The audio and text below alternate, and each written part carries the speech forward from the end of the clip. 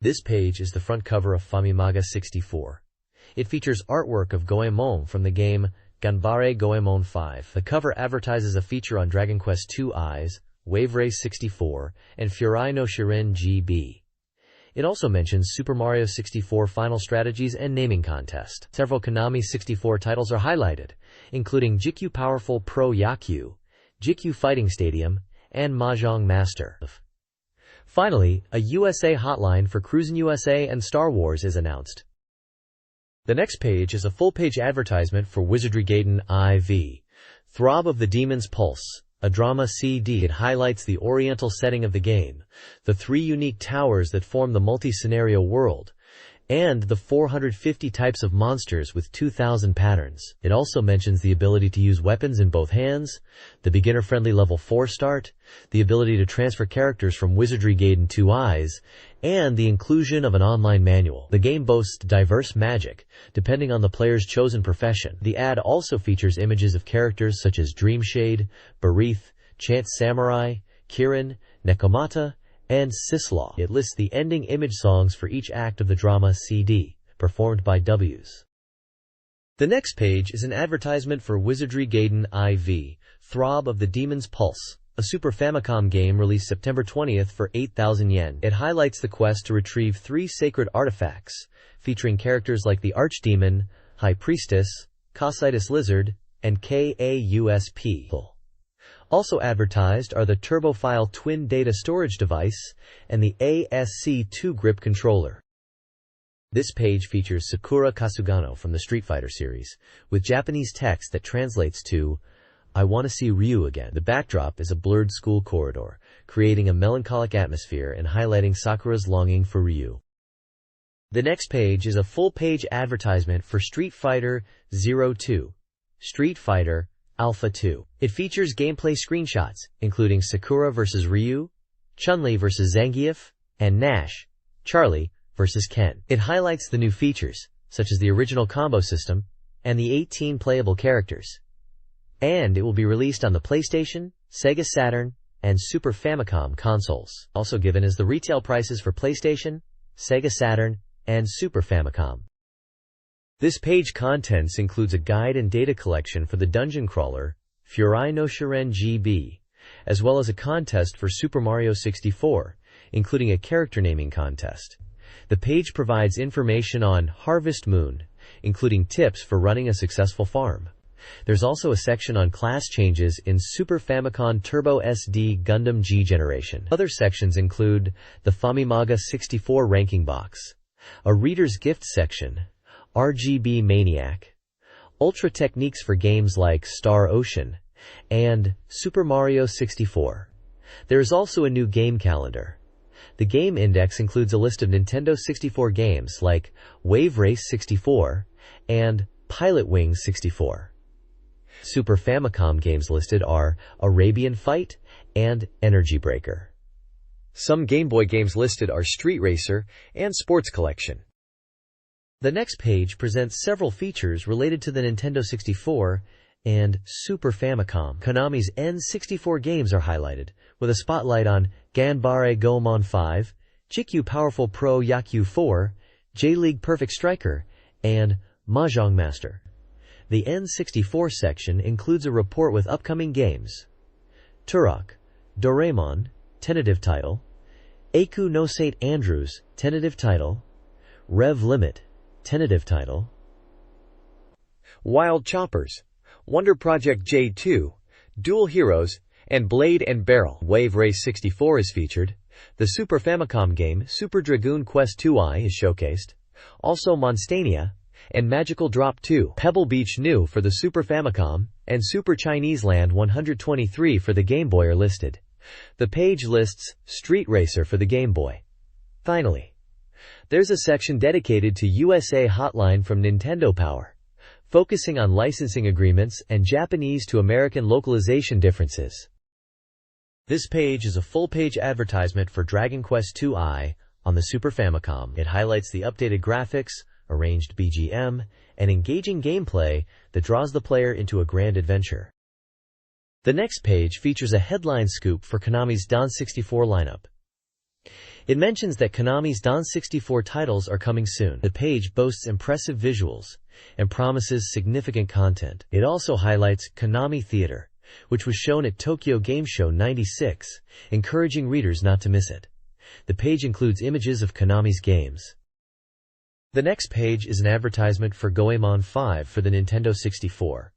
The tagline states, "Goemon in full polygons. The game's setting is Neo Momoyama Shogunate, and the release date and price are to be determined." It notes that the game is an action title with an unknown memory capacity, and that it has a backup feature with an unknown number of save slots, as well as 2-player simultaneous play. This new 3D action-adventure game features Goemon, who has transformed, and this is his first appearance. The first game in the series was released as a 2 MB ROM cartridge for the Famicom, and now, 10 years later, Goemon for the N64 is a full polygon 3D action-adventure title. Players will use the 3D stick to explore Goemon world and solve mysteries. The game is a mix of action elements and adventure elements, where the player can enjoy the various events and traps. This is to commemorate Goemon's 10th anniversary, and it features 2-player simultaneous play. The mission for Goemon is to protect Japan from the mysterious organization Neo Momoyama Shogunate. 2 players can work together to advance through the game. The towns are where the main information gathering happens, and the game is a pure Japanese CAG-style 3D polygon world. The Konami Theater features Goemon quietly facing the sunset. Then, the 4-person group shows off their magnificent action. The entire film is made up of image CG. This page showcases Goemon 5 for the Nintendo 64, emphasizing 3D battles and Goemon Impact. The game offers an action stage where players control characters like Goemon, as well as piloting Goemon Impact, the giant mech. 3D stick controls enhance gameplay and provide a cockpit view. A second mode lets Goemon Impact race at high speed. SFC version of Goemon was a space alien. Now, the game features polygon enemy mechs and variations in battle. Enemies use tackles and small gold coins, offering a cathartic experience.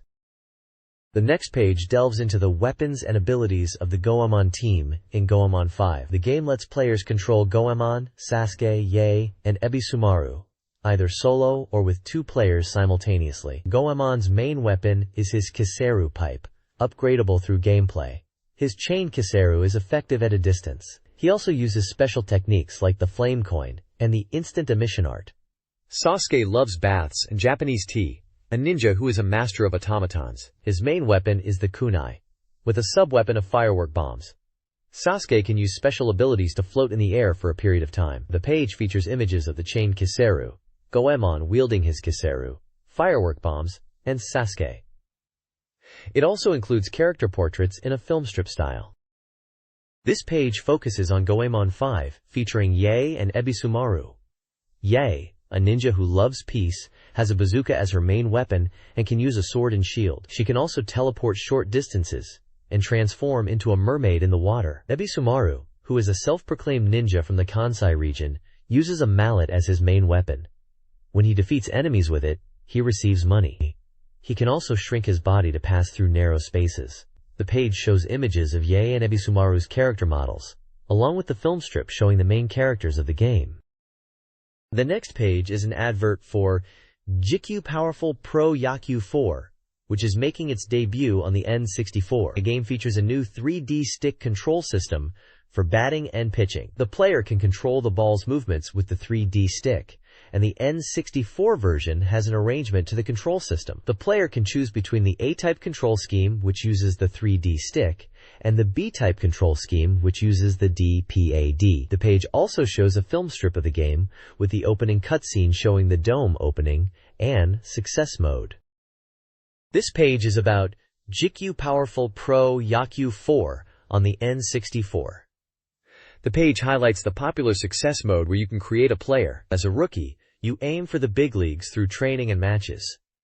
This time, you can also choose to play as a pitcher.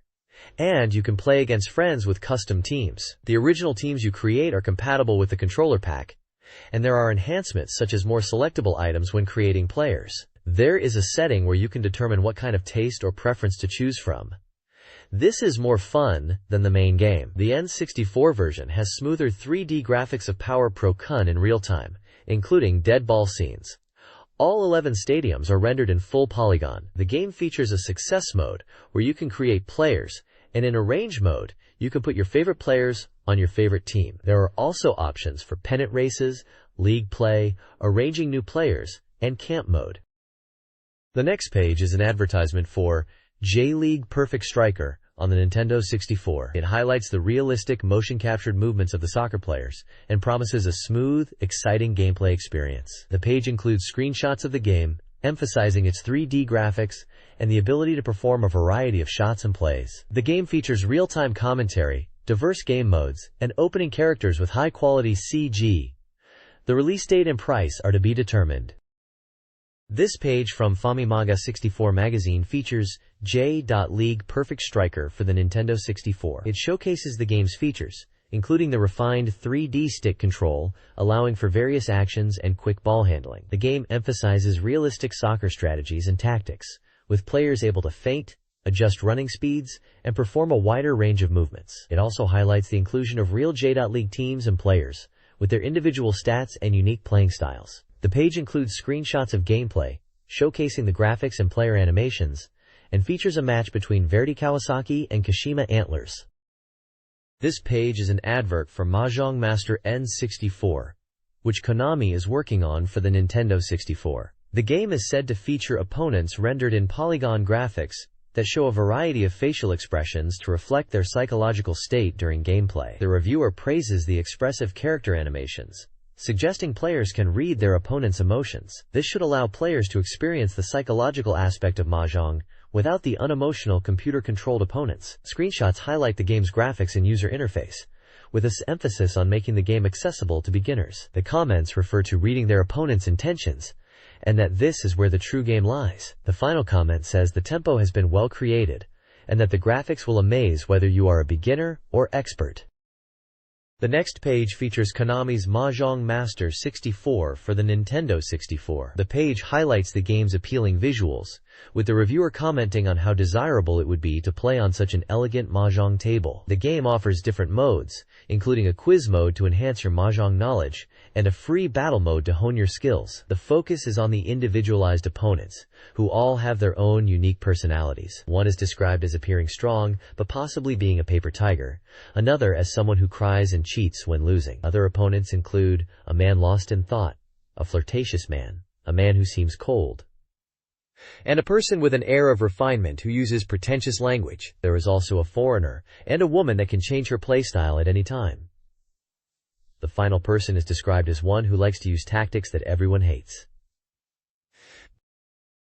This page is a Q&A interview with the production teams behind two Nintendo 64 games, Ganbare Goemon 5 and JIKU Powerful Pro Baseball 4. The Goemon team discusses how they're leveraging the N64's capabilities for graphics and smooth character movement, using the 3D stick for precise control, and how they are aiming to create a game that exceeds expectations, even declaring they won't lose to Super Mario 64. The baseball team talks about the realistic graphics, smoother player animations, and the use of the 3D stick for batting and pitching. They also mention the creation of a success mode to develop pitchers and poly-modeled stadiums. They are aware of other baseball games on the N64 and are taking steps to differentiate their product. The reviewer also mentions that the baseball games are popular. This page features previews for two Konami Nintendo 64 games, Major A, a soccer game, and Rinshan Kaihu, a Mahjong title. The Major A section presents a Q&A about JIKU J-League Perfect Striker, focusing on utilizing the N64's power for realistic player animations, and stadium rendering. It discusses the 3D stick controls and aims for authentic soccer gameplay. The team is aiming for the best soccer game on the N64. The Rinshan Kaihu section covers the Mahjong game, with a Q&A discussing the graphical enhancements using polygons and the immersive 3D table. It emphasizes fast processing for quick play and enhanced AI. At the bottom of the page is an advert for the Famicom Space World 96 event, which states that some of the announced software will release this year, alongside a screenshot of the Ganbare Goemon 5 team. This page is an advert for Wave Race 64. Action and graphics, Blast through the waves on a jet ski. The page shows action screenshots of the game, highlighting the smooth animation and exciting gameplay. It focuses on the realistic water graphics and responsive controls, promising an immersive racing experience. The game features intense competition and beautiful water surfaces, showcasing the appeal of Wave Race 64 on the N64. It's scheduled for release on September 27th, with a price of 9,800 yen. The next page showcases more of Wave Race 64. It highlights the two-player battle mode with split-screen action, emphasizing the intensity of head-to-head competition against a friend, rather than just the computer. The page also talks about the acrobatic action of the game. Screenshots highlight the time attack mode, encouraging players to master the course and machine settings to shave off fractions of a second. It mentions that the game can't be simply described as a racer, but one with deep elements. This page from the magazine is dedicated to Wave Race 64, focusing on character selection and machine settings. It introduces the 4 playable characters, each with their unique racing styles and personalities, suggesting players find a character that suits their preference. The characters are Ayumi Stewart, described as having top speed; Miles Jeter, focusing on corner work and short routes; David Mariner, excelling at top speed; and Ryota Hayami, an all-around racer. The page also delves into the original settings, allowing players to customize their machine's handling, engine, dash or top speed, and grip. It emphasizes the importance of experimenting with these settings to alter the speed and feel of the game. The next page provides basic operation and techniques for Wave Race 64. It emphasizes using the 3D stick for most actions while keeping the accelerator fully open, covering 3 types of turns: standard turns, slip turns, executed with the R trigger, and quick turns. Additionally, the page provides insights on how to adjust jump distance and the method for push running, which helps in rough water conditions. The guide demonstrates how to control the jet ski's center of gravity during jumps to achieve different distances. It also details how pressing the B button while driving can help stabilize the jet ski in choppy waters.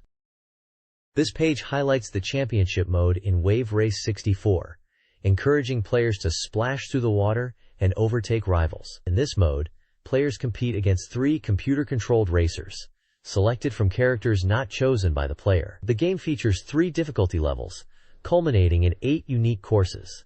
The page details how to navigate courses using red and yellow buoys. Players must pass yellow buoys on the left and red buoys on the right.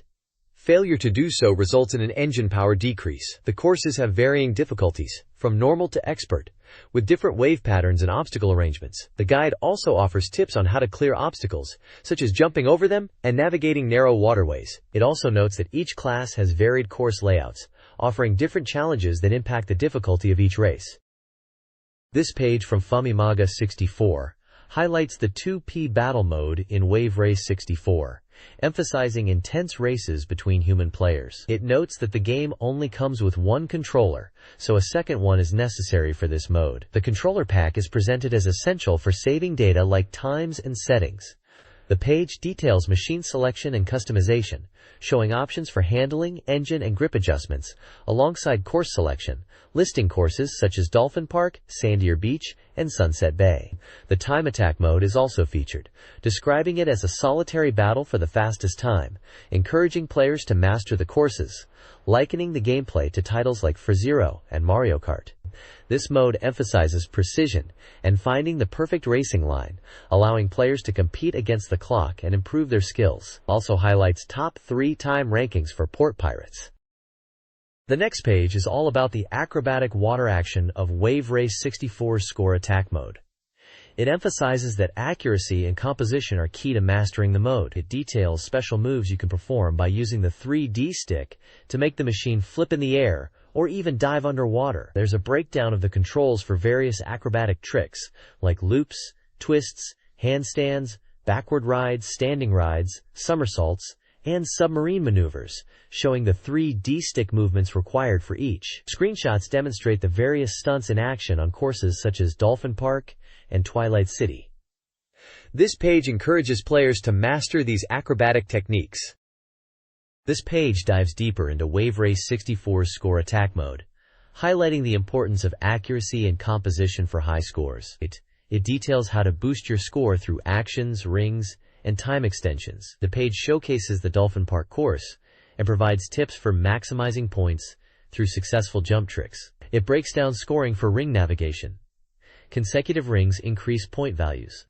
It also shows the impact of time extensions on your score and the consequences of failed tricks. There's a sequence of screenshots demonstrating a 3-jump combo, right twist, left twist, and loop, and how to perform them using the 3D stick. The next page highlights Acclaim Japan's upcoming Nintendo 64 title, Turok: Dinosaur Hunter. It promises a mature 3D shooter experience with unparalleled freedom. It describes the game's setting: a lost world called Lost Land, a dimension existing in a space-time warp. This world is threatened by the evil Lord Campaigner, who sends biosaurs and cyborgs to conquer it. The hero, a Native American warrior named Turok, rises to defend Lost Land. The article details the game's focus on exploration within a large 3D world, rather than confined spaces. It notes the detailed graphics, with lush jungles, ancient ruins, and realistic environments. The page also includes screenshots of Turok battling dinosaurs and other enemies. This page of Famimaga 64 magazine focuses on Acclaim Japan's Turok: Dinosaur Hunter for the Nintendo 64. It emphasizes the game's first-person perspective, placing players directly in the role of Turok and the immersive adventure that awaits. The game allows a good range of movement with the camera, and the Lost Land has varied environments, allowing Turok to swim, climb, and explore. It shows screenshots of the game, like fighting enemies, the character high up on cliffs, and the player peering down from high locations. One caption wonders if swimming is possible, but it is likely that it can be done. The page also shows environments such as ancient temples and mysterious places where caution is advised. The next page covers Acclaim Japan's Turok: Dinosaur Hunter. It highlights the villainous Campaigner, who controls various enemies like Biosaurus, cyborgs, robots, and aliens, 15 types of enemies, and what to do to beat them. The Lost Land allows the Campaigner to fight against Turok in real time, the Biosaurus and other enemies move and attack, and how the game has real 3D qualities. It shows a shot of the character firing a weapon at the enemies, and another showing a dinosaur. The text wonders if a bow and arrow is suitable to fight them. The text mentions that the enemies have their own individual AI patterns, and that it's important to understand them in order to win. It also says that enemies may attack soldiers as well as Turok. This page is a maker report on Turok: Dinosaur Hunter for the Nintendo 64. It features an interview with Acclaim staff. The game includes weapons ranging from primitive to modern. The weapons, accessible from within the Lost Land, include a knife, bow and arrow, pistol, plasma beam, and more. The reviewer notes the realism of the weapon designs and firing animations. According to the Acclaim Japan representative, the game showcases the capabilities of the N64 hardware. The environments feature rivers, battlegrounds, and ancient temples. The reviewer highlights the feeling of realism and exploration within the game world. The game is approximately 30% complete at this point. The development team talks about the controls and graphics, aiming for a natural feel with the 3D stick and fresh visuals. They mention that the player will encounter diverse environments and be tasked with collecting scattered pieces to restore a key item. They also discuss the effort to create the highest level of gameplay. They had to scrape elements to produce the game, but it was a dream to complete. This page is a preview of the upcoming 3D action game Doraemon for the Nintendo 64, developed by Epoch. The game features polygonal versions of Doraemon and his friends exploring 3D stages. The characters each have unique abilities, like Nobita's shooting skills and Giant's strength. The game is set in a fairy world where the player needs to protect the fairies. The controls involve using the 3D stick for movement, with different degrees of tilting for walking and running. Jumping is done with the A button, and a hide action can be performed with the Z trigger, allowing for crawling. The reviewer highlights the simple and intuitive controls. The screenshots show Shizuka-chan navigating various environments, including a fairy world. Doraemon follows behind her, acting as a guide. The player can collect items like the air cannon to attack enemies. The reviewer finds the enemies cute and notes the charming visuals. This page provides a closer look at the upcoming Doraemon game on the Nintendo 64, focusing on camera angles and viewpoints. The player can adjust the camera view to various positions, including close-up, long distance, and zoom. Screenshots showcase Shizuka-chan and Doraemon in different perspectives.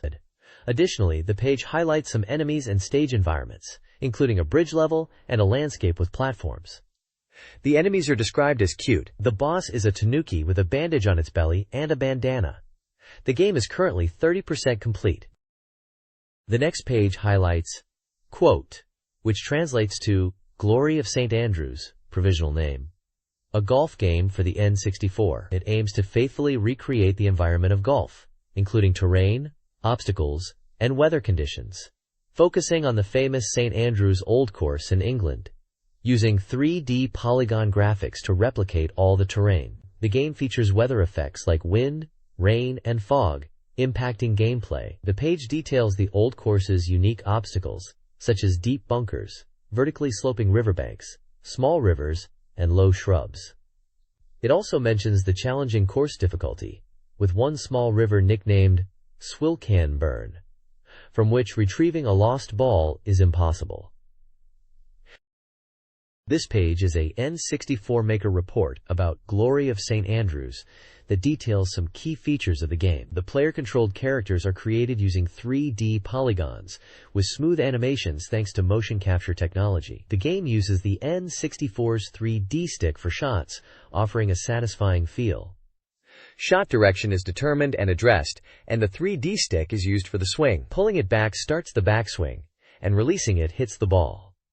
There are visual aids to adjust swing strength and angle to achieve hooks and slices. The player's characters grow and develop, with their skills improving based on experience. Players can choose from 8 pre-made characters or create their own, customizing their name, equipment, and ball type.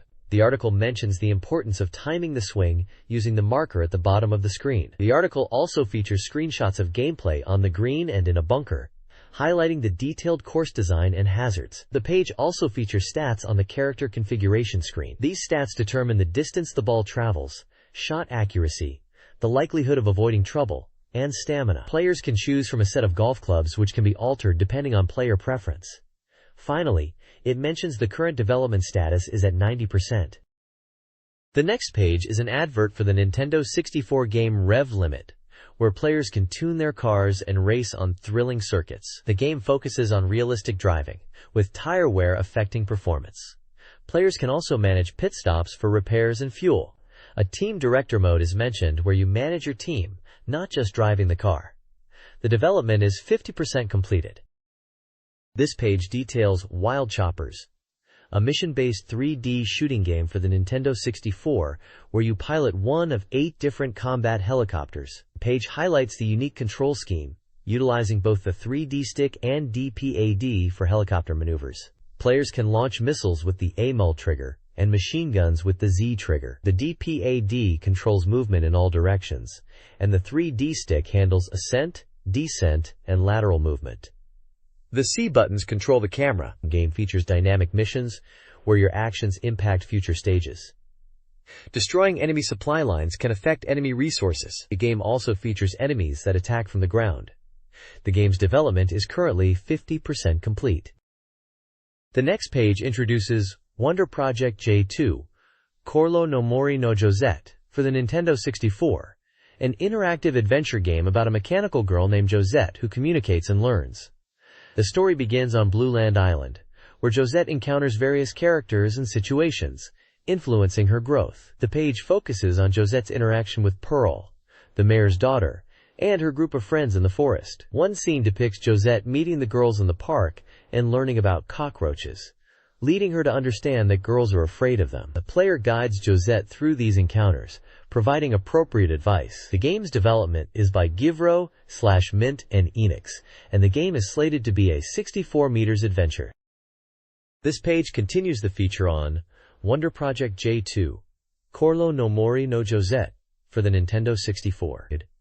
It focuses on Josette's emotional reactions and her growing homesickness, highlighting her connection to her creator, Geppetto. The text emphasizes the smooth animations and Josette's expressive behavior as key aspects of the game, as well as highlighting the emotional connection you will have with Josette. The page also shows Josette's discovery of a Zero-type fighter plane in the forest, which greatly excites her, and how she acts like a child and tries to learn the lyrics to Zero Fighter Sheba. There is a column highlighting the staff at Enix, where they mention their favorite scenes. The page notes the game is currently 60% complete and aimed for a year-end release. The next page is an advertisement for Hudson's upcoming fighting game, Dual Heroes, for the Nintendo 64. The game features two characters, Gay, a red superhero, and Zen, a blue superhero. The ad emphasizes the smooth character animations, the unique virtual gamer system with 8 different fighting styles per character, and character designs by Amenya Kita of special effects movie fame. It also mentions the game is currently 7% complete. This page is a preview of Kemco's Blade and Barrel, a real-time battle game for the N64 scheduled for release in December. The game involves piloting tanks and helicopters in both ground and air combat scenarios, with 3D shooting gameplay. The preview highlights features like the ability to switch between tanks and helicopters, power-ups to enhance weapons and combat abilities, and the strategic use of terrain and special weapons. The game includes mission and battle modes, with up to 4 players able to participate in the battle mode.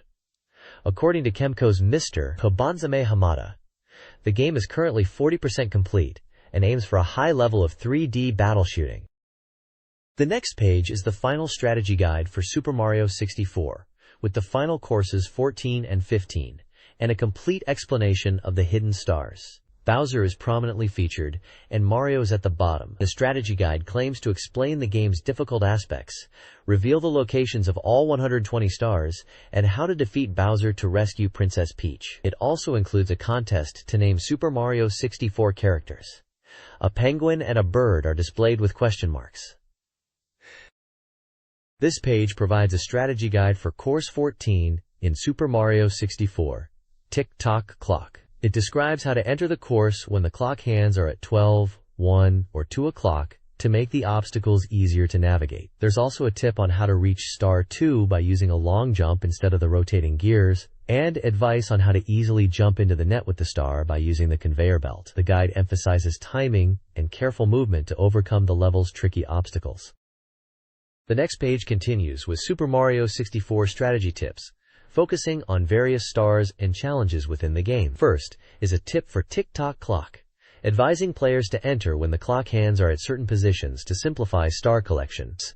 Star 3 is obtainable by observing the gears below, then jumping down to the room with the star. There's advice for Snowman's Land, recommending players to stop the movement of objects to easily get the stars. The guide moves on to Wet Dry World, indicating that Star 5 can be found above and reached by performing well-timed wall kicks.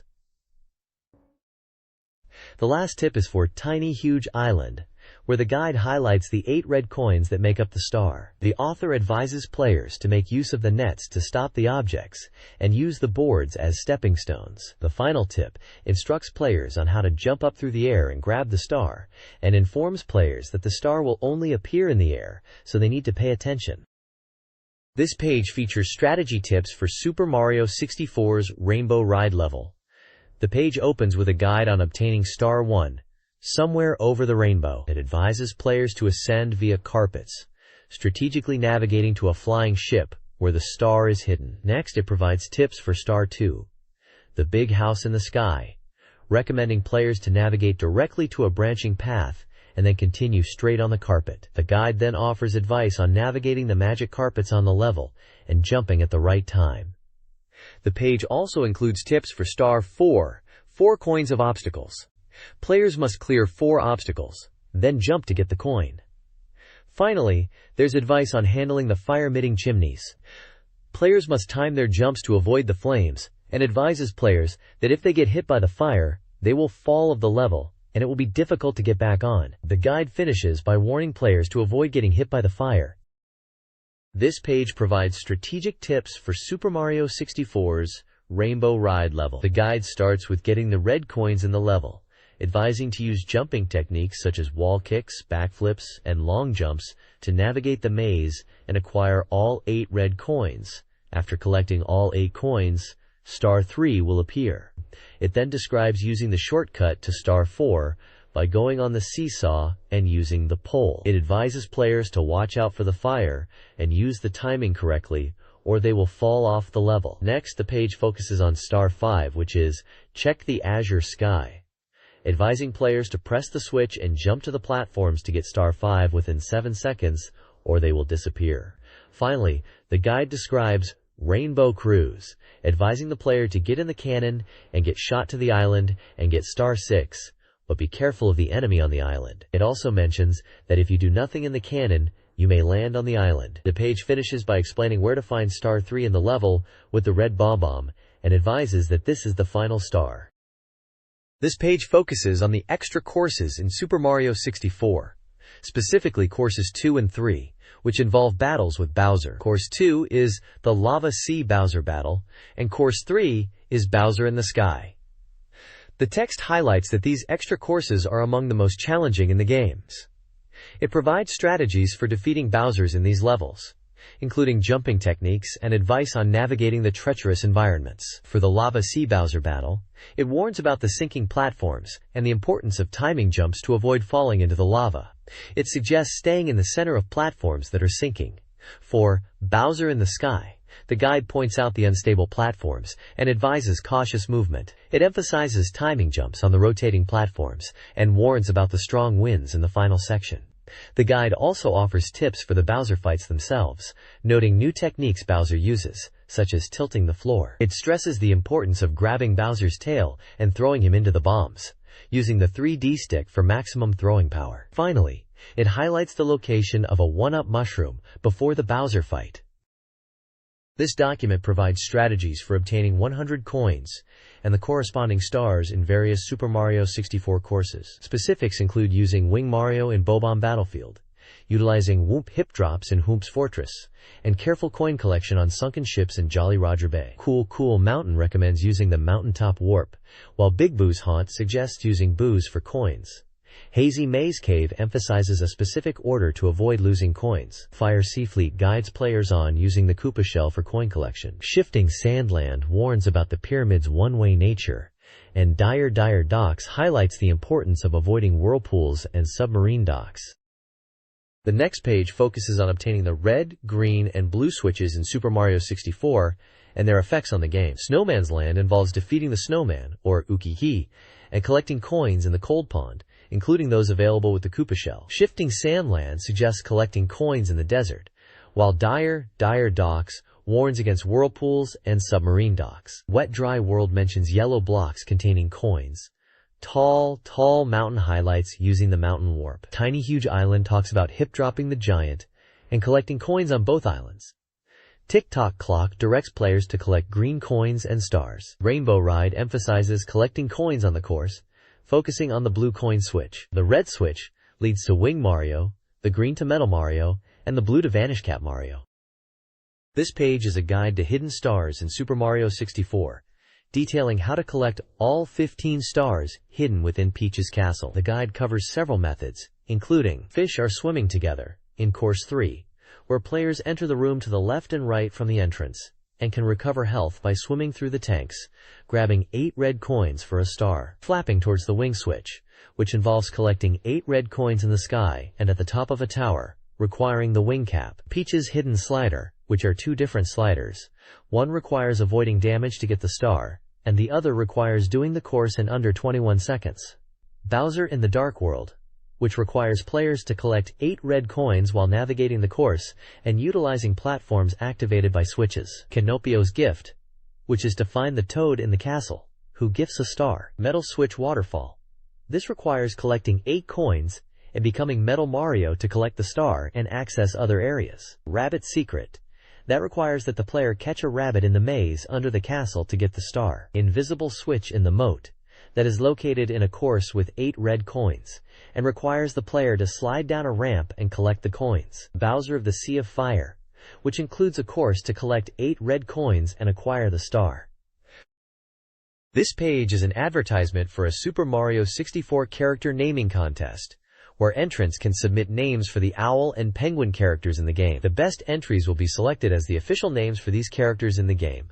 There are also prizes for contestants who enter and win. The page also provides hints for finding stars and toads, Kinopio, in Super Mario 64 to help players access hidden areas and collect stars. For instance, Toad on the second floor gives hints for courses 10 and 11, and Toad on the third floor stops obstacles in course 14. This section touches on finding red coins in various levels, such as course 15, which can be accessed from a hidden entrance. The page highlights a few tricky spots where red coins can be found, such as on a rotating platform and the bottom of a staircase.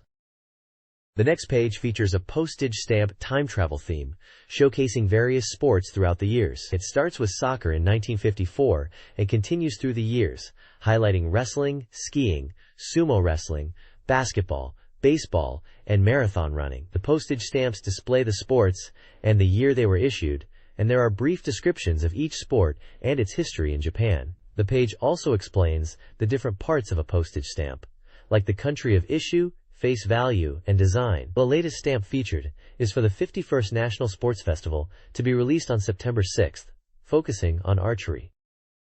This page is a ranking of the top 30 games as requested by readers of Famimaga 64. Dragon Quest II for the Super Famicom remains at number 1, despite a slight point decrease. Mario Kart 64 for the Nintendo 64 holds steady at number 2. Wonder Project J2 has risen to 3rd place.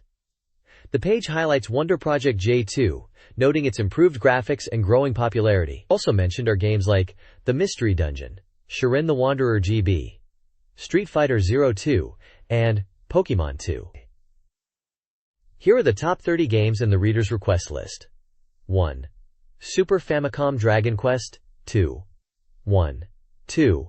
Mario Kart 64. 3. Wonder Project J. 2. 4. Mystery Dungeon, Shiren the Wanderer, GB5, Street Fighter 02. 6. Pokemon 2. 7. Super Mario RPG 2. 8. Kindaichi Case Files. 9. Wizardry Gaiden IV. 10. Harvest Moon. 11. Mini Yonku Shining Scorpion Let's Go. 12. Yoshi's Island 64. 13. Star Ocean. 14. Great Battle Story 2.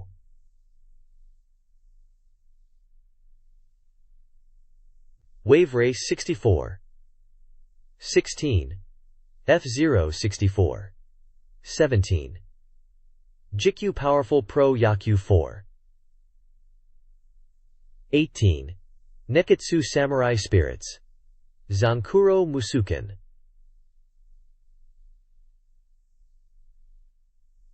18. Super Famicom SD Gundam Generation Axis. 20. Ganbare Goemon 5. 21. Umi no Nushitsuri, fishing game. 22. Super Power League 4. 23. Dukusei 2. 24. Energy Breaker. 25. Bomberman 64. 26. Dragon Knight 4. 27. Super Famicom SD Gundam Generation Colony. 28. Super Famicom SD Gundam Generation Babylon. 29. Momotaro Collection. 30. GOD. Please provide the text you would like me to summarize. The next page features the Famimaga 64 ranking box, with reviews and opinions on various games. First up is Dai Kaiju Monogatari 2, The Great Monster Story 2, for the Super Famicom. Reviewers praised the long story and treasure hunt elements, but some found the encounter rate too high and the walking speed too slow. Next is SD Gundam Generation, Grips Conflict, also for the Super Famicom's Super Famicom Turbo Adapter. The review provides an overall score, along with ratings for character, music, fun, and originality. It also notes how this game differs from the one-year war unit. The main focus is on Star Ocean. Readers share their thoughts on the skill system and private actions, with many enjoying the character interactions. However, some felt the story was short, and the ending lacked impact. The reviews touch upon the nuances of skill customization, the branching storylines depending on which characters join, and the overall graphics and gameplay. The skill system and character leveling are praised. Also, the characters and graphic are good. There are also brief mentions of other games, including Umi no Nushitsuri, Legend of the River King, praised for its realistic fish designs, and JIKU Powerful Pro Yaku 96 Opening Edition, powerful pro baseball, with fans giving feedback on the success mode and gameplay. This page shows the weekly sales ranking chart, covering the period from July 29th to August 4th, and another from August 5th to August 11th. The top game for the first period was Dai Kaiju Monogatari 2, The Great Monster Story 2, for the Super Famicom, while Super Mario 64 takes the top spot for the second period. The page includes a breakdown of the top 20 games, listing their ranking, game title, platform, and developer, along with a score. The page comments on the performance of key titles. Super Mario 64 fell from 3rd to 5th place, affected by the limited supply of N64 consoles. Star Ocean is doing well but with a lower point. Powerful Pro Baseball has dropped. Moguranya is holding steady. Star Osho's Super Power League 4 and Bokuju Monogatari. Pocket Monster is no longer in the rankings. The page has screenshots of Dai Kaiju Monogatari 2 and Super Power League 4. Dai Kaiju Monogatari 2 utilizes PLGS, featuring stamp rallies, summon magic, and treasure hunting elements. Super Power League 4 with updated player data. The next page shows the Famimaga 64 ranking box, with 2 weekly sales ranking charts. The first covers August 12th to August 18th, and the second covers August 19th to August 25th. Super Mario 64 remains at number 1 for the first period. The magazine notes N64 sales are directly influencing this. Super Donkey Kong 2 is in 2nd place. A featured game screenshot is of Pocket Monsters, which the magazine speculates would be number 1 if it weren't for stock shortages. Bomberman Collection is also mentioned. The second chart has Super Mario 64 again at number 1. The article notes it has been number 1 for 3 consecutive weeks. It mentions the drop in points compared to the previous weeks. Titles such as Star Ocean and Moguranya are also mentioned here. There are screenshots of Haomaru Jigokuhen and Galford. The game is the latest in the Samurai Spirits series. This page features the Famimaga Journal, a reader-focused information corner delivering fresh news. There are sections for information, events, goods, and movies. The movie section has broadcast schedules for BS Farm Story My Farm Experience, airing from September 6th to September 27th, with each episode focusing on different aspects of farm life and mastery. The events section announces the Puyo Puyo Silver Tournament 96, to be held on September 15th in Tokyo. The tournament is open to people over 60, with special prizes for winners. The page highlights the BS Farm Story My Farm Experience event series, which includes content linked to the SFC version of Farm Story. Players can participate by submitting entries based on their in-game experiences. An e-newsletter introduces submitted diaries. This page is an advert for various games and promotions. Firstly, there's an advertisement for the Computer Game Museum Direct Best Selection, CDROM, allowing players to try out various PC games before purchasing. It highlights the convenience of online shopping, with access to 12 titles, and online ordering of 6 titles. Next, there is an announcement for the PS version of Terror newspaper, inviting readers to share their scary experiences for a chance to be featured in the game. The website is given. There is an advertisement for Mobile Suit Gundam Master Grade Box, releasing on August 25th. It's a collector's edition Laserdisc set of the original Gundam movies, featuring exclusive content and a serial numbered certificate. 5 lucky winners will get a telecard. This page is an advert for Famimaga Journal R, showcasing various crids, videos, and books related to games and anime. Starting with crids, there's Advance Super Angels the Second, with a promotional campaign, along with Tekken 2 strike arrangements. Other featured seeds include Stereo Drama Twin Bee Paradise 3 Volume.4, Monthly Tokimeki Memorial No. 2, Oto Kashikitan Fossilized C, and the CD single Mami Kingetsu, Let's Fall in Love, I'm Straightly in Love. There is also the Comic Angelique Carnival 2 book and a TV series video called Ranma 1/2. The page also details the Tokyo Game Show 96 Goods Present Corner, offering items like Doraemon goods, Tokimeki Memorial Fan, Kit Kat Crown goods, and a Street Fighter 02 poster. The Doraemon original goods can be won by 20 people. There are 10 Tokimeki Memorial Fans available.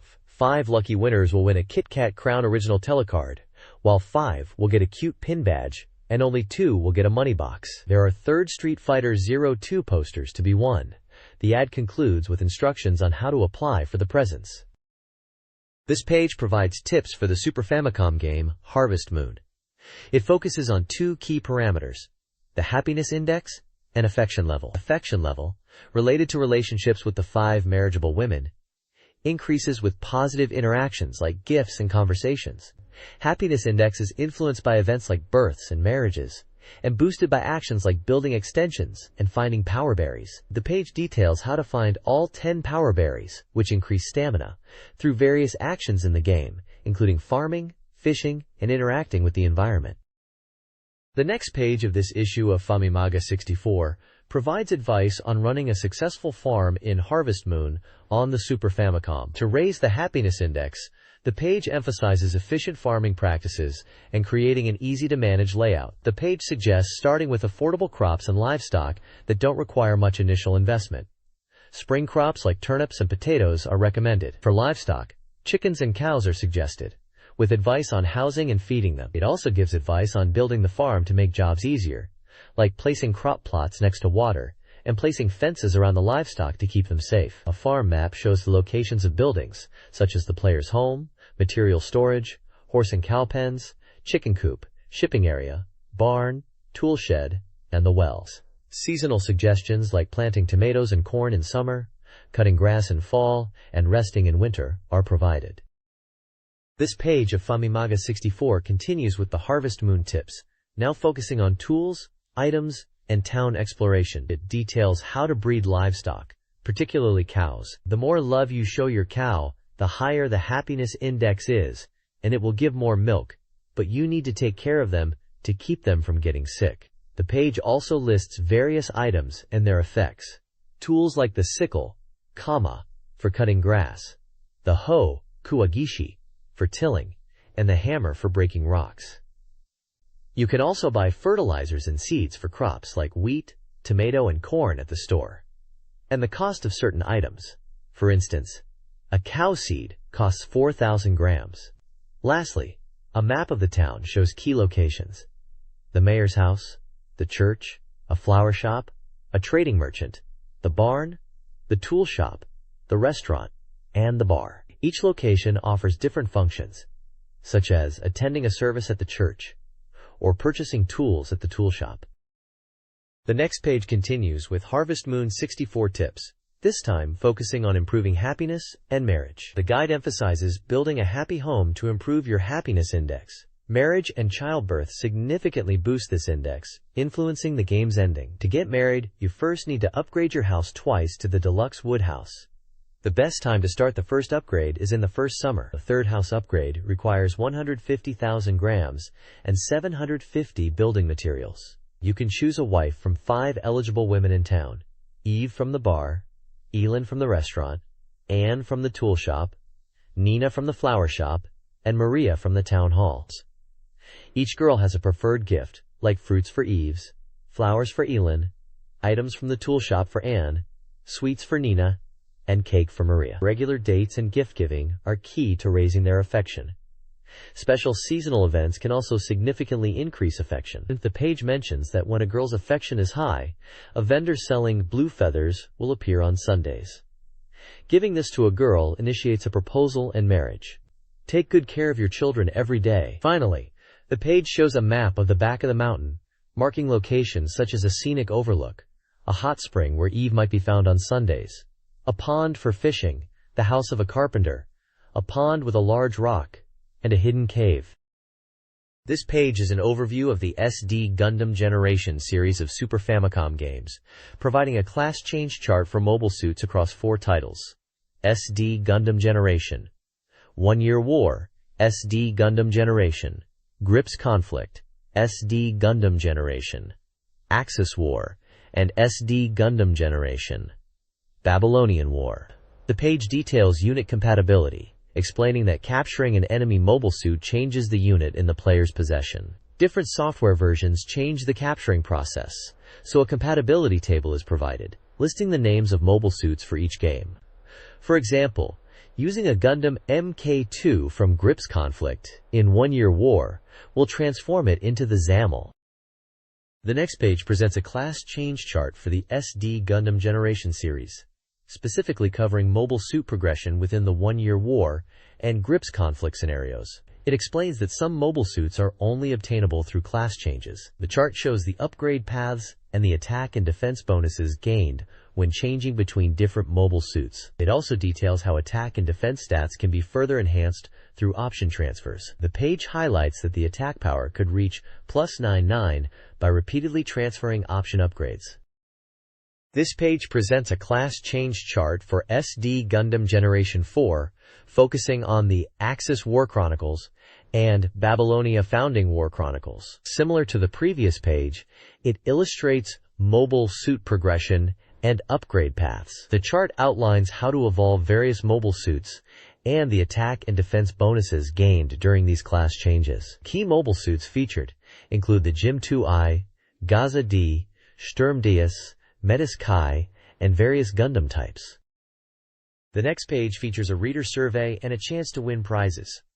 Readers are invited to share their opinions and preferences by filling out a questionnaire. Prizes are offered to 15 respondents each for the following Super Famicom and Game Boy titles: Monstania, Magical Drop 2, Parlor Mini 3, and Super Chinese Land 1, 2, 3. The survey covers topics such as the reader's age, gender, school, favorite magazines, game software ownership, preferred game genres, and opinions on articles in the magazine. There are questions about what kind of games readers want to see featured, what they think of the Famimaga 64's articles, and what games they would like to see covered. A section asks about Super Famicom Turbo and the Nintendo 64. Readers are asked to choose from a list of items related to their views on Famimaga 64 articles and new game purchase intent. The page also includes guidelines on how to fill out the survey, emphasizing clear handwriting and the use of appropriate writing tools. Finally, it lists the winners of a previous survey.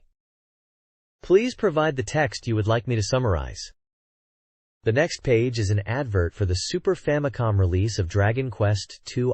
It highlights the updated prologue, the personality system, and includes hands-on reports from the development team. The page teases that if the hero is the child of Ortega, the warrior, they're sure to become a fine soldier. It shows scenes of the hero's birth being celebrated and the hero's departure. The page also contains the text that the child of Ortega is already famous, and the image shows the king seeing off Ortega's departure at the castle in Alayahan. It mentions that the prologue explores Ortega's journey and his eventual disappearance. It promises a more immersive experience due to improved graphics and sound. This page features Dragon Quest II for the Super Famicom. It highlights the game's personality system and improved graphics, promising a detailed report. The page shows Ortega, the warrior, battling in a volcano, and the text says he won't retreat even as monsters attack, and he risks falling into the lava. There's also a scene of Ortega falling to his death. The page also shows a group of characters exploring a dungeon, and it says that even a strong warrior like Ortega can fall, but with the help of others they continue into the underground dungeon. There is another scene shown with 3 heroes exploring a overworld type area. This page highlights features in Dragon Quest II for the Super Famicom, focusing on user-friendly improvements. It mentions the game retains the feel of the original FC version while adding convenience. Key improvements include the ability to buy multiple items at once and a remember feature. The overworld uses an enhanced graphic style, with day and night cycles impacting towns and music. The page also shows screenshots of in-game dialogue, town exploration, and the item shop interface. It also notes that the script has been updated. There is a shot of Aliathan Castle. The Remember feature allows players to revisit key conversations, and the game has the option to record conversations that players might want to revisit. The next page delves into the enhancements of Dragon Quest II for the Super Famicom, showcasing its updated graphics and battle scenes. The game's environments, including towns, fields, castles, and dungeons, are depicted with greater detail than in previous installments. The game utilizes a day and night cycle that affects the game world. Battle backgrounds vary depending on the location and time of day. The page emphasizes the monster animations and behaviors during battles, as well as spells, and the monster animation are highlighted as well. The page highlights various aspects of the game, including character stats and battle screenshots, as well as screenshots with the party fighting monsters. This page focuses on forming a party and registering companions in Dragon Quest II at Ruidia's Bar. Players can create or recruit companions to form a party of up to 4 characters. The page highlights that you can either use pre-made characters or create your own at the bar's registration area on the 2nd floor. There is a character stat overview with names such as Stallone. And the player is in the Ruidia's Bar. This page highlights the personality system in Dragon Quest II, where the characteristics of companions are determined, allowing for unique characters. To create a companion, you begin by setting their name, profession, and gender. There are 8 different professions to choose from. The page then details how base stats are determined, and how using seeds affects these stats, which in turn influences the character's personality. There is an in-game screenshot showing the Ruidia's Bar, where you can choose a person, you can pick Stallone and other characters, or create your own. This page explores how character personalities influence growth in Dragon Quest II, showing that differences in personality affect character development even within the same job class. The page specifically highlights the Go-Getter and Lightning Flash personalities in action. Level-up bonuses are shown to depend on a character's personality. The Go-Getter is strong with high attack power and has high stats when leveling up. Lightning Flash is fast and has superior agility and levels up quickly. The page also gives examples of how different stats increase depending on the personality of characters, such as Alice, Manabu, Shintaro, and Akira. Akira's intelligence increases. The page also touches on the late bloomer personality, which is slow to develop initially but becomes stronger later. The text summarizes the experience of creating characters, noting the difficulty in getting the desired personality due to random stat distribution, and how a character's personality impacts their performance in battles. The next page introduces new character classes in Dragon Quest II for the Super Famicom, including the Thief class, which was absent in the original Famicom version. Now, there are 9 classes to choose from. The classes include Warrior, Priest, Mage, Martial Artist, Merchant, and Thief, with both male and female versions available. The Warrior is an expert in weapons, with high strength and endurance, but lacks magical abilities. The Priest supports the party with healing spells. The Mage specializes in powerful attack spells. The Sage combines the spells of both Priest and Mage. The Martial Artist is quick and relies on unarmed combat. A Merchant can earn extra gold and appraise items. The Dragon Quest II Thief class is a master of dungeon exploration, capable of finding treasure and using special skills. This page is an advert for the Super Famicom game, Monstania. The advert highlights the game's story, where the protagonist Fran and his companions embark on a journey to find fairies on Monstania Island. The island is inhabited by strange creatures. The page features character art for Fran, Tia, and Chita, along with screenshots showing gameplay and story elements. The release date is listed as September 27th, with a price of 7,800 yen. This page introduces the battle system of the Super Famicom game, featuring a turn-based system where players control 2 characters on the battlefield. Gameplay involves strategic movement, attacking with the A button, and using items with the X button. When an enemy is slow, the main character can take 2 turns in a row, and switching between characters is possible using the R button. The page details separate action commands, allowing players to move characters independently, and describes how characters typically move together but can be split. It also explains the usage of skills, costing AP, and showcases example skills for the characters Fran, Tia, and Chita. Fran's skills focus on sword-based attacks and are useful against bosses. Tia is a support character with healing skills and can stop enemies with Time Stop. Chita uses a variety of magical attacks. Sample skills include Dash Thrust, Rotating Slash, Shining Arrow, Fire, Song, and Time Stop. The next page details key aspects of gameplay for the Super Famicom game, focusing on clear conditions, item usage, and choices that affect the story. It begins by describing the main clear conditions for stages. These are defeating all the enemies, solving puzzles, or surviving a fixed amount of time, all of which will advance the story. It describes how stages are cleared, how the map is advanced, and how level-ups are gained.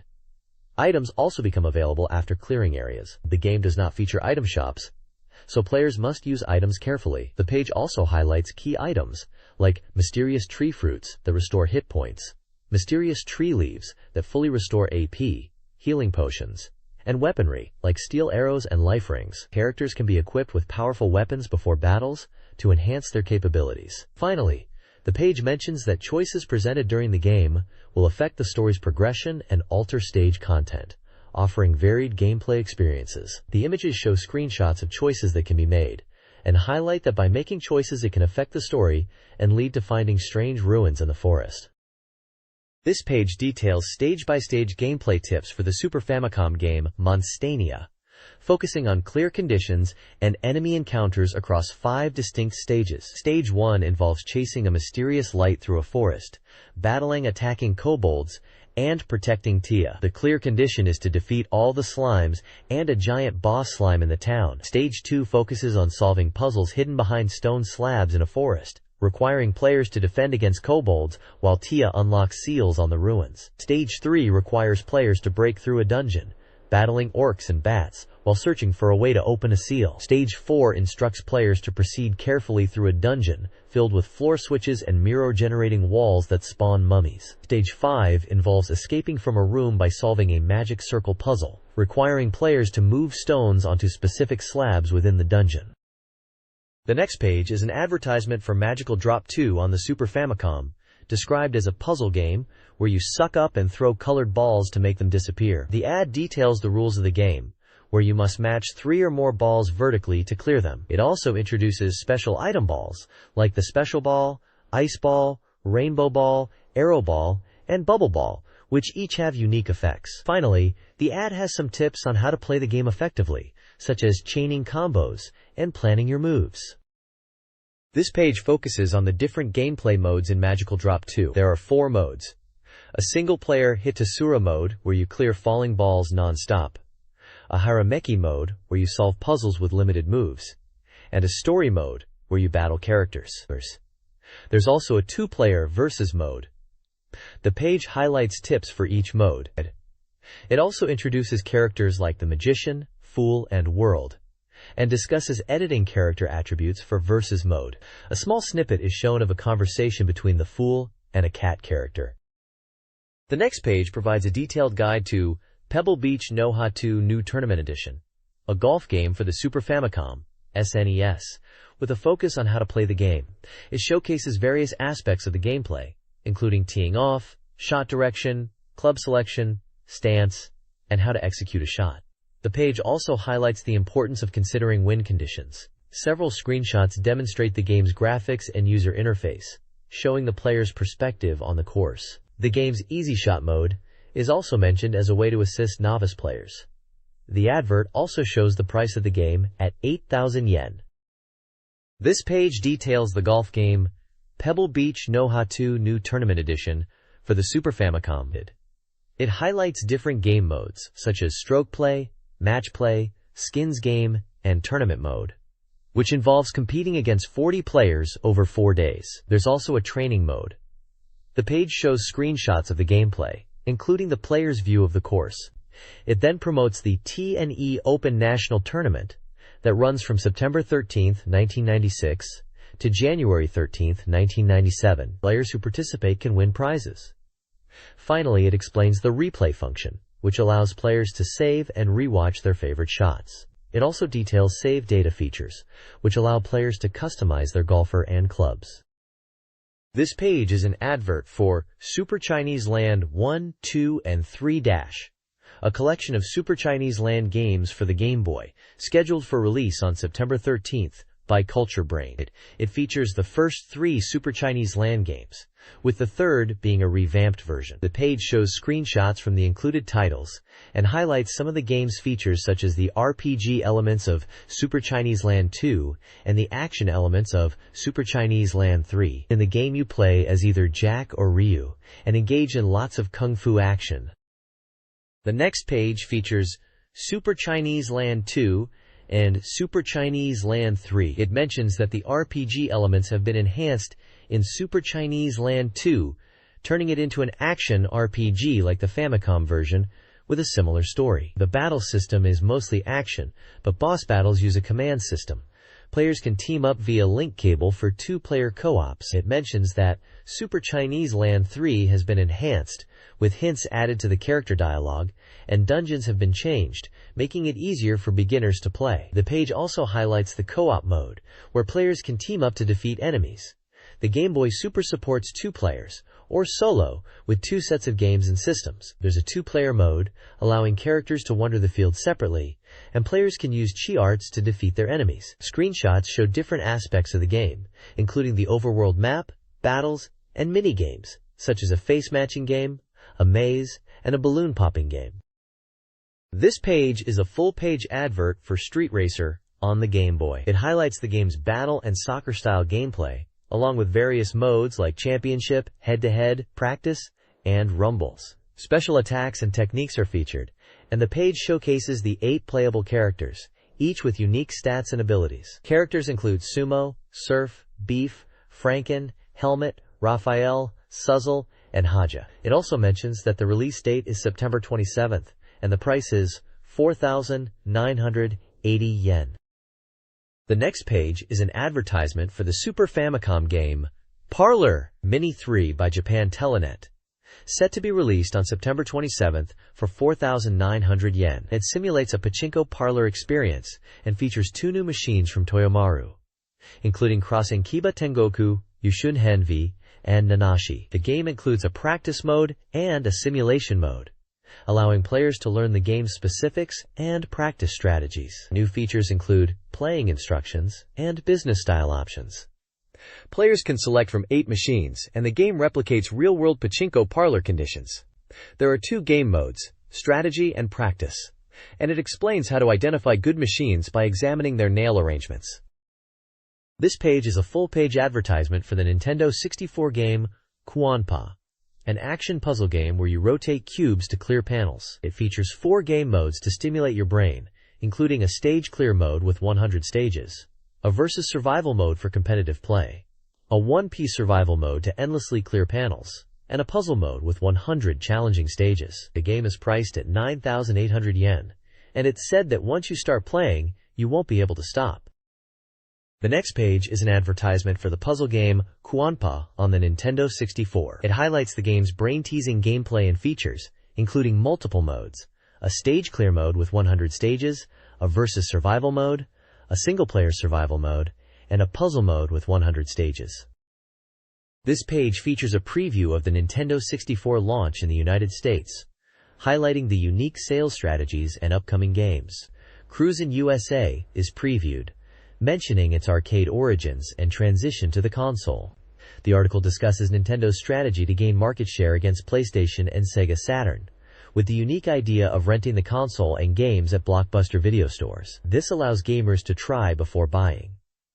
In Japan, test-playing consoles in stores was already common. The service will be available in Canada as well through Rogers Video Stores, with a 3-night rental costing $14.99.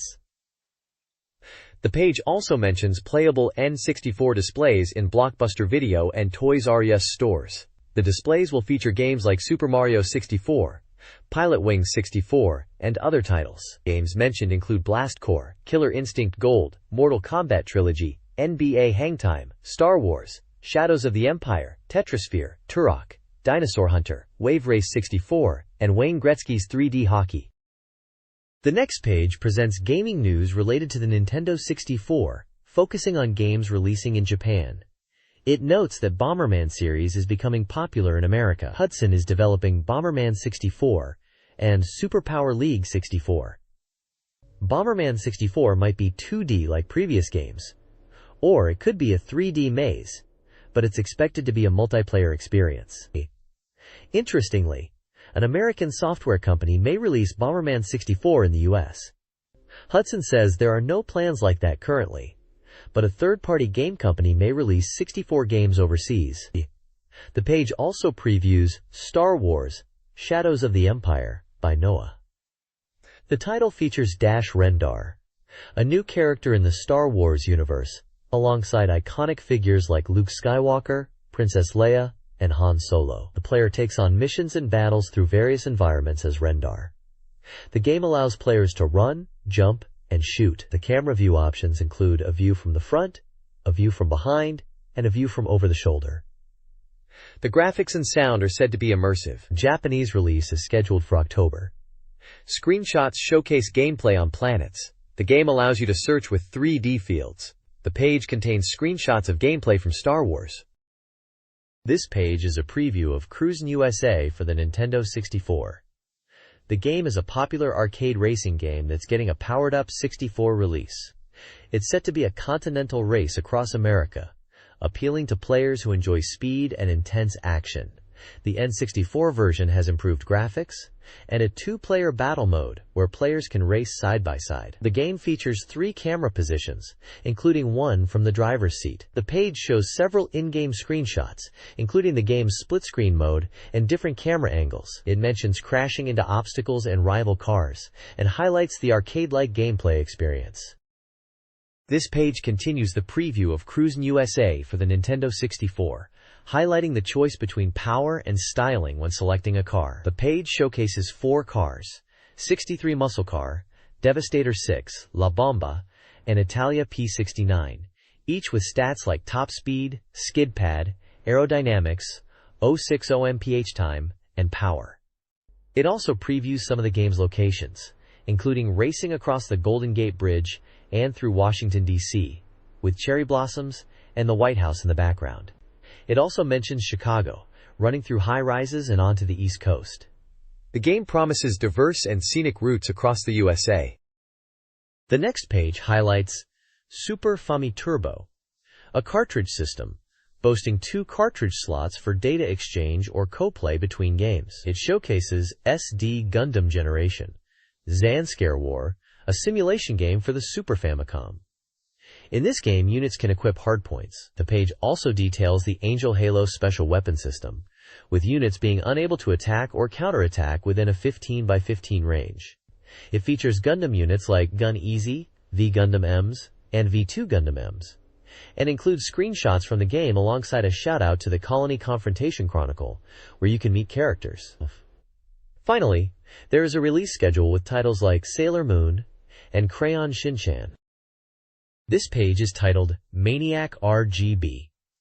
It's a reader's page from Famimaga 64 with a section for reader-submitted artwork based on the theme Suspicious. The editor mentions being absent for a month and receiving many odd submissions. It includes artwork and comments from readers. One submission is of cats role-playing as characters. Others include fan art of characters like Doraemon, a girl from the game Tokimeki Memorial, characters from Kotsuini-chan, a diorama of the Mana Sword, and other original works. The Heart's Best section features a reader's review of the game Live Alive, praising its unique world, diverse scenarios, and emotional story. They highlight their love for the character Hawkeye. Another reader shares their experience with Seiken 3, Trials of Mana, noting it was the first RPG they enjoyed, and expressing appreciation for the game's characters and the development team at Square. They also give a shout-out to Shinsetsu Odyssea. The next page showcases a collection of reader-submitted artwork, focusing on fan creations and opinions on various games. The page opens with the title, A Maniac's Picture Gallery, and the editor notes the end of summer vacation and encourages readers to send in their illustrations. Several games are highlighted through reader artwork. One drawing is a childlike illustration of a girl with a bird, with the caption, "I want to hear Josette's voice soon." Another submission is a collage of cars from a racing game. There's also fan art for Story of Seasons, Romancing Saga, Final Fantasy, Star Ocean, Slayers, and Fire Emblem, Genealogy of the Holy War. The page also includes brief comments and opinions on these games. One reader expresses excitement for the release of Story of Seasons. Another wonders if they should buy a particular racing game. There's also a discussion on the gender ambiguity of characters in Fire Emblem. Lastly, there is a small article titled Hagaki Maniac Garden, discussing the Red Lotus Mage, a character from an unspecified game. It delves into her backstory, age, and motivations, suggesting theories about her personality and role in the game's narrative. This page continues the reader's submissions, focusing on opinions and fan art related to various games. The first section, A Maniac's Picture Gallery, features a range of reader comments and drawings. One submission features art of Nakoru from Samurai Showdown and asks why she isn't seen more often. Comments discuss preferences for characters like Sigurd from Fire Emblem, genealogy of the Holy War, and the perception of blue-haired characters in games. Another drawing highlights the character Millie, saying her eyes are amazing. Other reader comments touch on game experiences. One person finds it strange that boys are drawn to a particular game. Another makes a joke about becoming a Super Saiyan in a game. There's a comment about romancing Saga 3, with a reader saying they drew Ellen to emphasize her feminine side. The bottom section includes address information for submitting artwork and comments to the magazine. There's also a reader comment about the magazine's bundled extras, complaining that they are not attached to the main magazine and are often found in other magazines. Finally, a reader shares their ambition to work in graphic design for games. The next page introduces Star Ocean Ultra techniques, revealing secret dungeons and more. The page details how to access the Oracle Room, a hidden area in the game. After clearing the game once, players can reload their save file and use the Piety, Playfulness, or Denpa skills to warp to this room. The Oracle Room has 5 rooms, each tailored to the player's skills. By raising a character's special skill level to 10, all the rooms become accessible. One exit leads to the Riverstaff Tower, and another leads to the Tatooine Arena, where you can warp to the arena's courtyard. Moving directly upwards from there will take you to the 7-Star Ruins, a secret dungeon filled with rare items. The page also covers the dungeon underneath Tatooine, which has 30 floors. Additionally, there's mention of encountering strong enemies in other areas and finding valuable treasures. This page features Star Ocean and its Ultra techniques, focusing on weapon customization and character abilities. It explains how to create the ultimate weapon, the Aura Blade, by combining specific minerals and swords using the blacksmithing skill. The page details the effect of HP being 0 by using the sound talent, where you can use a character that has the sonic talent on one that doesn't, and they will be invincible. In battle, you equip items and increase the weapon skill.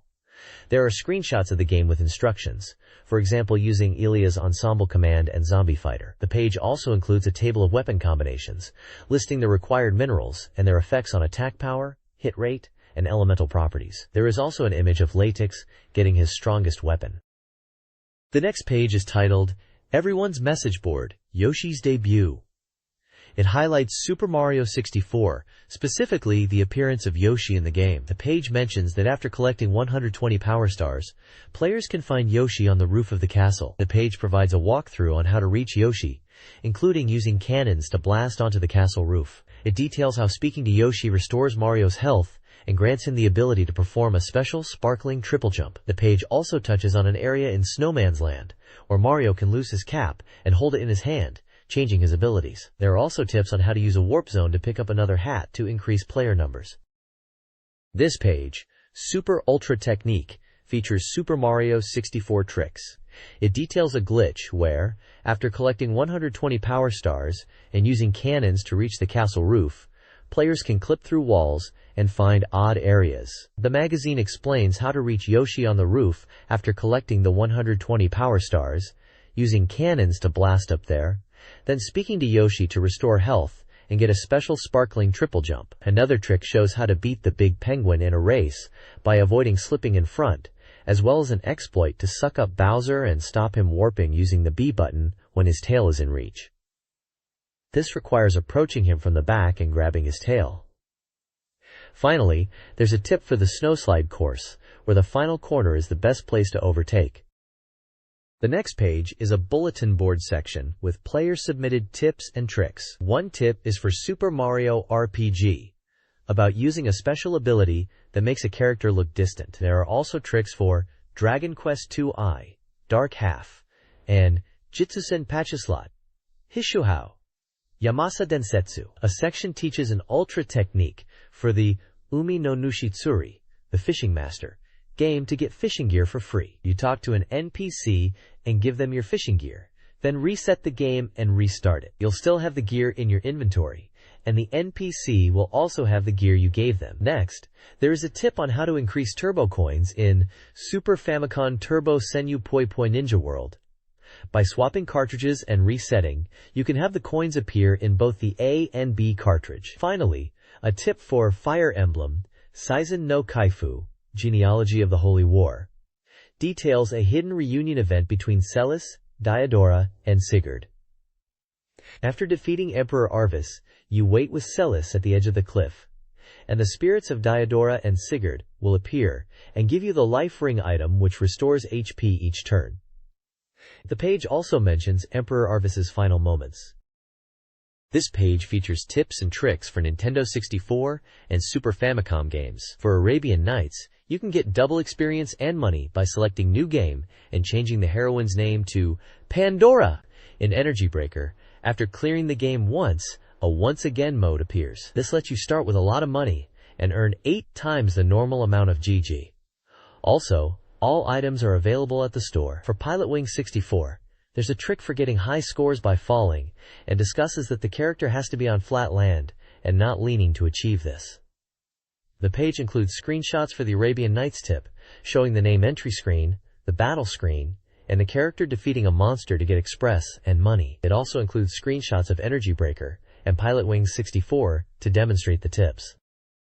The next page presents player comments and special commands for various Super Famicom games. A player shares that they skipped school because they were so into Ludra no Hihao, Rudra's Treasure. Another player mentions getting through Bahamut Lagoon, and their game ending was ruined by spilling tea on their controller. Someone else is playing Seiken Densetsu 3, Trials of Mana, to see the last boss characters. Page then dives into special commands, starting with SimCity Jr., by introducing controller input to unlock the benefits. It details how to connect 2 controllers and enter specific button combinations for different effects, like 8x speed mode, scenario clear, and 99 credits. The page features Super Famicom Turbo, Gege no Kitaro, Yukai Donjara, a game that introduces a new triathlon mode. This involves entering a specific code on the title screen, ABBA, to unlock it. Triathlon mode involves playing a series of games,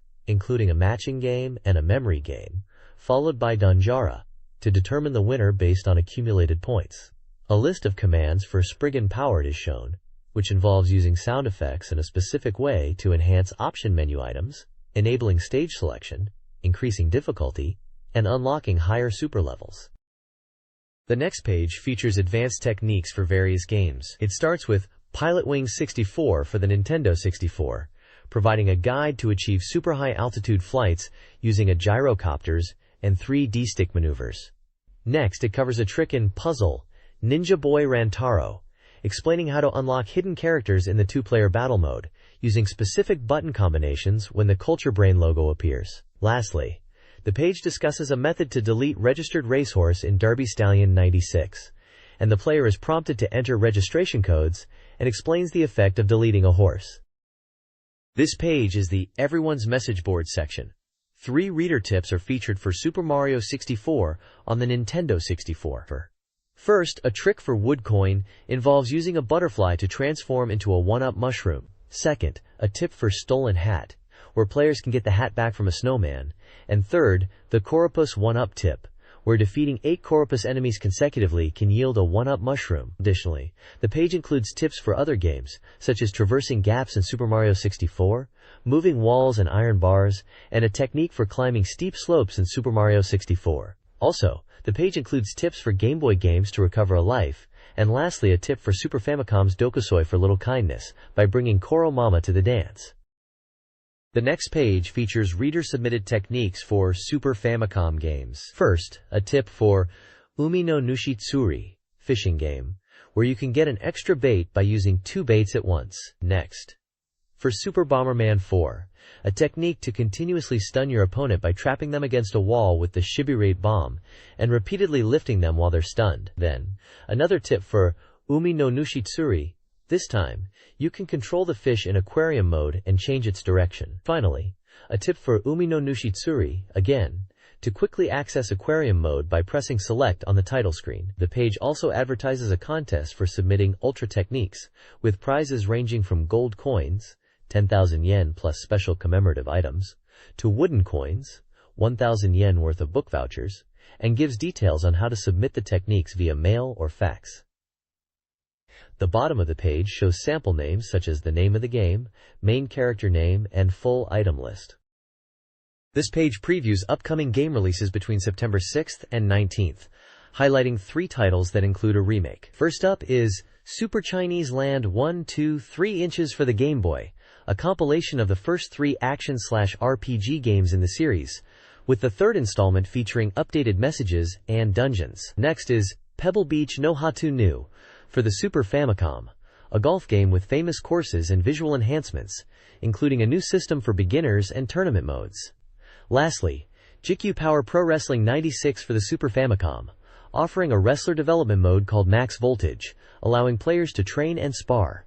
The page also features Navigator data, showing the Famimaga 64 editors' game preferences, marking games they highly recommend with a circle, and games they're curious about with a triangle. It mentions a list of games across various systems like Game Boy, Super Famicom, Sega Saturn, and PlayStation, along with the staff members who enjoy them. The editor's reviews and preferences are indicated with symbols, with a key explaining that a double circle means must buy, a single circle worth buying, and a triangle worth checking out. The next page is an advert for the Super Life Game 3 for the Super Famicom. It highlights the game's release date as November 29th and its price at 7,800 yen. The advertisement boasts that the new installment allows players to become masters of life by increasing their assets. It introduces new elements, such as the roulette system, that can be adjusted by strength, and the ability to play with a friend's constellation. There are now 4 course types: leisurely course and exciting course. With the addition of new courses, customization options for player faces have been improved. Screenshots show gameplay elements, like investing in stocks or real estate, encountering angel advisors, and mini-games triggered on certain spaces. The page highlights the new leisurely and exciting courses, which begin from infancy. This page is dedicated to the GB Genjin collection, a compilation of 3 GB Genjin Bonk's Adventure Game Boy titles. The page discusses GB Genjin, the original Game Boy title, where players control Bonk in a prehistoric setting, battling enemies with headbutts after consuming meat. GB Genjin 2 introduces 3 character types with unique abilities: Thief, Eater, and Master. GB Genjin Land is a collection of 6 minigames. The page also promotes Crayon Shin-chan, the sister's early debut, tentative title, for the Game Boy. This upcoming game is a collection of minigames featuring Shin-chan and his sister. Screenshots show gameplay, including a memory-matching game and tricycle races. The next page features Super Nichibutsu Mahjong 4. It's designed to help players learn Mahjong from the basics and improve their skills.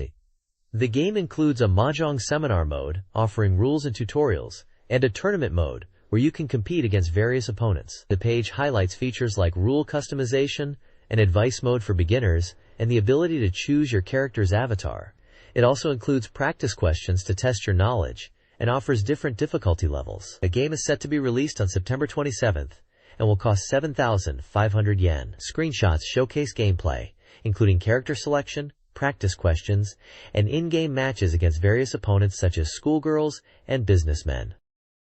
The next page showcases the Game Boy game, Mini 4 WDGB, Let's and Go, a racing simulation RPG developed by the team behind the GB Heat series. The game features 13 color support and focuses on customizing Mini 4 WD cars to compete in races. The game features characters from Let's and Go, competing in events and facing off against characters like Dr. Ogami and others. You can customize your machine by combining parts and tuning it up. The page shows various locations in the game, like Ogami Research Facility, Sagami Model Shop, and Tokichi Land. You can visit these locations to battle other racers and acquire parts for your machine. There are also gameplay elements focusing on tuning and customizing your Mini 4WD. The page also introduces parts such as Hyperdash motors and Alkari batteries. There are features such as communication battles, using the Gibbs communication cable. The weight of parts is also shown, indicating the ability to customize to improve your car's weight. The next page is about Sports Collection, a Game Boy game featuring 5 sports titles from Tonkin House. It includes Seaside Volleyball, Boxing, Roadstar, Soccer, and Dodgeball. supporting multiplayer via link cable. Seaside Volleyball features 2-on-2 beach volleyball matches on the shore. Players can select male or female athletes and adjust the number of games. Roadstar features 6 drivers, each with unique abilities, for a pole position racing experience in race and training modes. Boxing allows you to pick a fighter, customize their stats, and earn more points by winning matches. Soccer features 8 teams in a tournament mode and a World Cup mode. Dodge Boy is a dodgeball game, offering death matches with 6 countries competing for the top spot. The page also includes screenshots of the games, some with short descriptions of the gameplay. There is also a mention of the release date of October 10th and the price of 3,980 yen. The next page features 2 Game Boy titles, Detective Conan, working title, and Gege no Kitaro, working title. Detective Conan is an adventure game where players solve cases by gathering evidence and deducing the culprit. The story begins when Conan receives a strange invitation from a mysterious underground amusement park. The ending changes based on the player's actions, and there are also mini-games available, like a skateboarding race game. Gege no Kitaro is an RPG where you befriend and battle with yokai, spirits monsters, to defeat the main boss. The story has 4 scenarios, where Kitaro must solve a spirit-related incident. You can also recruit yokai to your party, and each yokai has unique special moves. The game starts at Kitaro's house, where you can save and recover health. As the story progresses, you'll learn more about the reasons behind the yokai's actions. This page is a preview of the Famicom Space World 96 event, highlighting upcoming Nintendo 64 games. The article mentions that several third-party developers are participating in the event and revealing new games. It also mentions that Nintendo will be showcasing games like Mario Kart 64 and Star Fox 64. The table shows a list of developers and their games, including Acclaim Japan with Turok, Dinosaur Hunter, Konami with the Goemon series, and many other games with tentative titles. The page also shows a Game Boy Pocket in silver color, with a news blurb that the silver version of the handheld is being released. It will cost 7,800 yen, excluding tax, which is 1,000 yen more than the regular version due to its special plastic case. Finally, the page lists the event details. November 23-24 at Makuhari Messe in Chiba, with general admission by lottery. The next page is a new release information calendar focusing on upcoming games for various platforms. For the Super Famicom, it highlights titles like GQ Power Pro Wrestling 96, Pebble Beach, No Hatu Nu, and Wizardry Gaiden IV. The Nintendo 64 section lists Wave Race 64, a yet-to-be-priced Quanpa, Star Wars, Shadows of the Empire, Tetrasphere, GoldenEye 007, Blast Corps, Body Harvest, Mario Kart 64, Turok, Dinosaur Hunter, Blade and Barrel, Zero 64, Kirby's Air Ride, and Star Fox 64, among others. Release dates are mentioned for some, while others are listed as undecided. J-League Live 64, Dynamite Soccer, Chukukan Niter Pro Yakyu King, Multi Racing, Wonder Project J2, Doraemon, Ganbare Goemon 5, and others are also listed. There is a very long list of games that are yet to be priced. The Game Boy section mentions Super Chinese Land 1-2-3, Street Racer, Sports Collection, SD Hiryu, No Ken Gaiden 2, and Puzzle, Nintama Rantaru. Lastly, there is the regular games section, with titles like Magical Drop 2, Parlor, Mini 3, Super Nichibutsu Mahjong 4, Monstania, SD Gundam Generation, Street Fighter 02, Marvel Superheroes, World of Gems, Winning Post 2 Program 96, and various other titles with their release dates and prices. This page is a preview of upcoming games and includes a comic strip at the top. The magazine teases the release of the new Nintendo 64 game, Wave Race 64, and makes a big deal of their focus on this title with special features. Other anticipated games like Wonder Project J2 and Limits are mentioned. For Super Famicom, there will be news on Dragon Quest II and strategies for Street Fighter 02. A list of upcoming Virtual Boy releases includes Doraemon, Starseed, Proteus Zone, Out of the Death Mount, Shin Nippon Pro Wrestling, Bound High, Virtual Double Mahjong, Virtual Gunman, and Virtual Block. The Game Boy Pocket, in silver, is priced at 7,800 yen. Re-releases for the Super Famicom include titles like Base Masters Classic, Space Invaders, and SimCity Junior. There is also a short calendar guide explaining the color codes used in the listing, and an advert for Fanta Soda, with a sweepstakes for a chance to win a Nintendo 64. This page is a full-page advertisement for Atsuya Furuta's Simulation Pro Baseball 2 on Super Famicom, featuring the Yakult Swallows catcher. The game boasts 384 real players and data analysis by Furuta himself. A second game, Thoroughbred Breeder 2i, is also advertised with an October 18th release date, with an 8,200 yen price tag. This page is an advertisement for Atsuya Furuta's Simulation Pro Baseball 2 on Super Famicom. It mentions 384 real players and data analysis. This page is a full-page advertisement for Pilotwings 64. The ad highlights the hang glider, rocket belts, and gyrocopter game modes, and other activities like cannonball, skydiving, and jumble hopper. The game retailed for 9,800 yen and came with a backup feature. It also features in-game screenshots and character art.